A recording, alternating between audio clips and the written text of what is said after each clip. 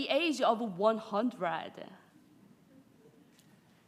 Last year, her elegant appearance, the brightness in her eyes, and her soft yet charismatic way of speaking left a deep impression on me. Even on my last visitation,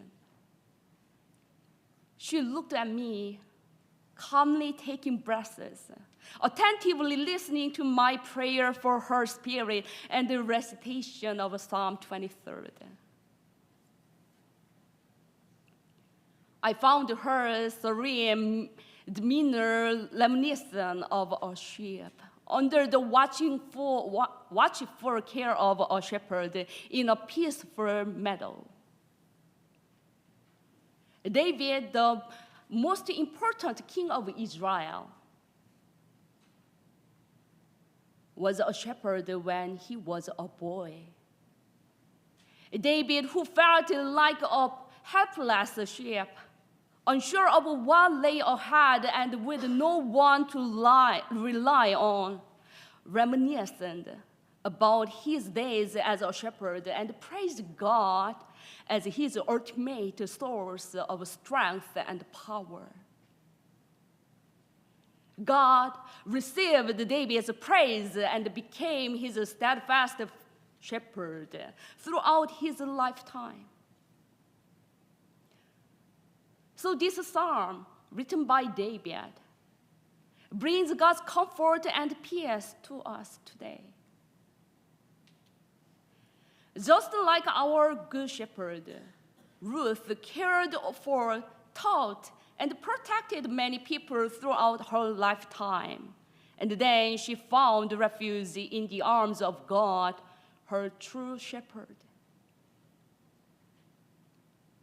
She embraced her roles as a mother, grandmother, and great-grandmother, showering her family with care, wisdom, and unconditional love throughout her life. I have heard many stories and testimonies from our members about how she nurtured them through her example and words.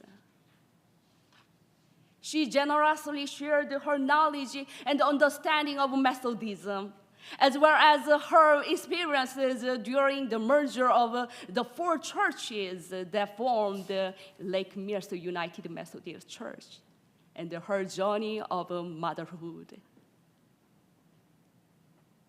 Ruth was a humble shepherd, determined and strong, and at times stubborn in her ways.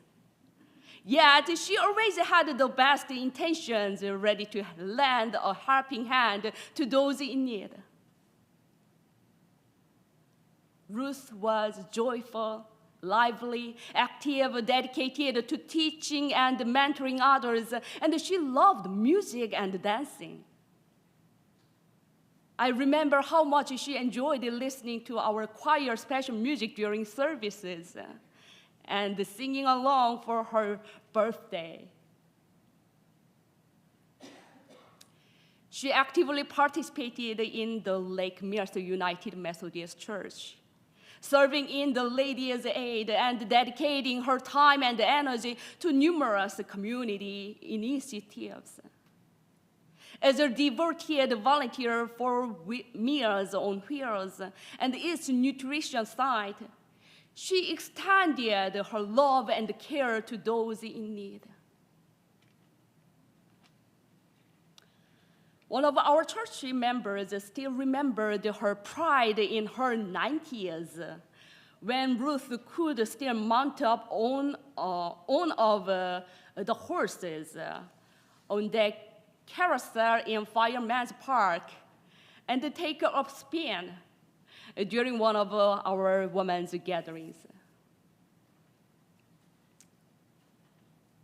In God's good shepherding, we have shared so many great memories with her, and we will continue sharing our memories with the next generation, just as Ruth did. Every time I visited Ruth, she greeted me warmly and intently listened to stories about our current ministry, the lives of our congregation, and led conversations about current issues in our community and the world. Ruth, I know, has always been curious about the current church and its members. She has been present with those before her and cherished today's encounters. She sought to remain connected to the present, focusing on the ministry's spiritual life, with her heart, love, and prayers attuned to the current season.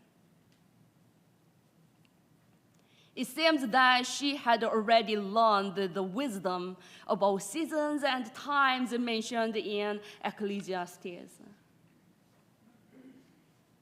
In Ecclesiastes chapter 3, verses 1 to 9, we are reminded that life is a tapestry woven with seasons, growth, joy, as well as times of loss, sorrow, and mourning. Ruth experienced these seasons just as we all do. She faced the inevitable loss of her beloved husband